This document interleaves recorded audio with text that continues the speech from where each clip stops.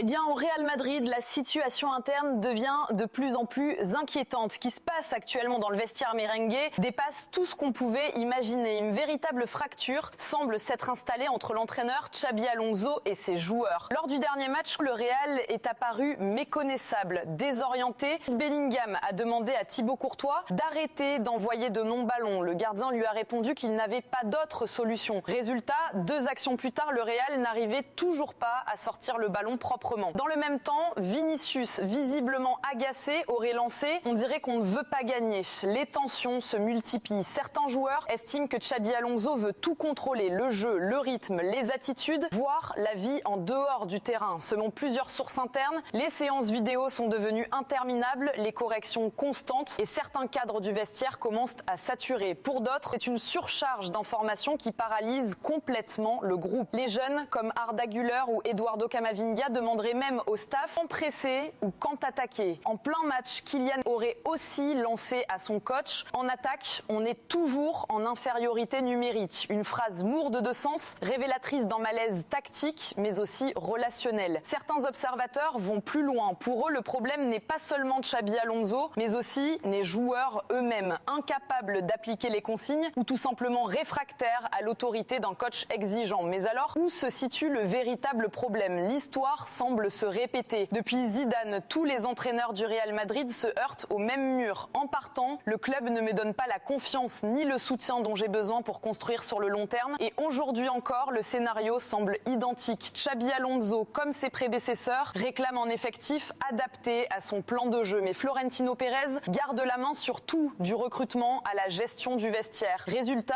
un club stable financièrement, un stade flambant neuf, mais une équipe sans direction claire. Et alors, une question brûle toutes les lèvres. Le vrai problème, est-ce Xabi Alonso ou Florentino Pérez lui-même ?